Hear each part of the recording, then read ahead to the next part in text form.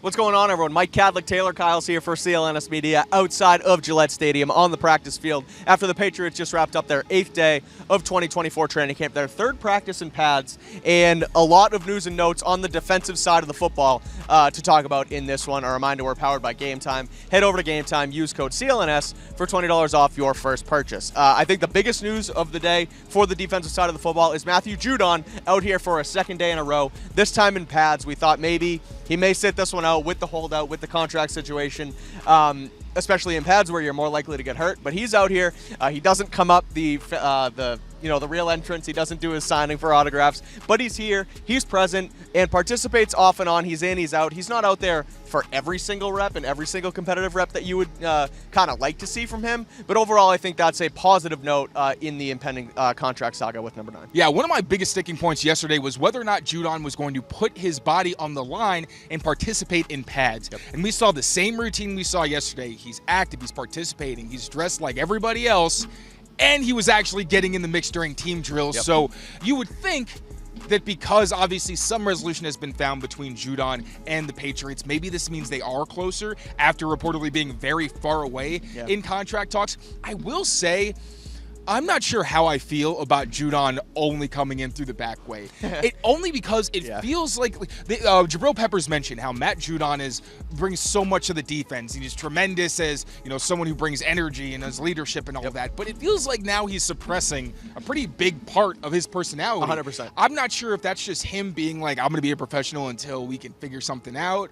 But I will say, the more time they've had to think about it, it's not normal. The fact that such a vocally, energetic player is really hanging off by himself. The energy from him doesn't seem quite the same. Right. So obviously the fact that he's here and participating is huge, and you hope it means that they're making progress. But at the same time, once again, the vibe is a little strange with him really keeping himself out of the main storyline. Yeah, the energy really has been different without Judon out here, and since that whole thing, for the first couple of days, the energy out here was like really good, especially for a Patriots team in a sort of training camp that's been going down the energy the last couple of years with the way the team has been. He comes out, he runs out of the tunnel, the fans go nuts, he runs around, he signs autographs, he plays catch with people, and ever since the real blow up the other day, it's been different. He's coming out of the back.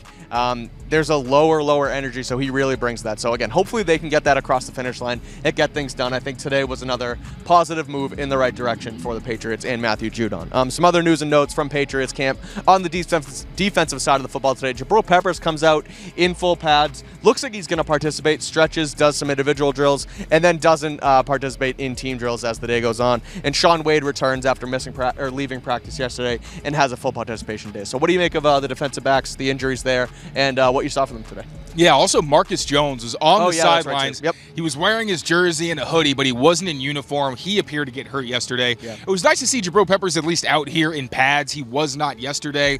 But yeah, you're starting to see the depth on that backfield continue to be tested. Today, Jonathan Jones and Shaun Wade looked like they were the top slot corners with Marcus Jones out. And then Brendan Schooler got more reps with the safeties because you didn't see a whole lot of Jabril Peppers. So yeah, I mean, you didn't see a whole lot of really glaring negative from the guys you expect to be some of the top corners outside of Alex Austin. I saw him lose quite a few reps in one-on-ones, I think 1 or 2 during team drills. And Isaiah Bolden, not someone you're really expecting to. Either, though. No, he was getting toasted by Javon Baker and Demario Douglas, who, to be fair, were cooking anybody who lined up across from them. But I noticed Isaiah Bolden was in coverage a lot. Not a guy you're really expecting to play a significant role on defense in year 1 or year 2 technically for him. Pretty much year 1 considering what happened last preseason to him being placed on injured reserve. But for the most part, just starting to see, maybe we might need some reinforcements, especially in the safety room. Yeah, the depth of that defensive back room continuing to be tested for a 2nd day in a row with Peppers and Marcus Jones.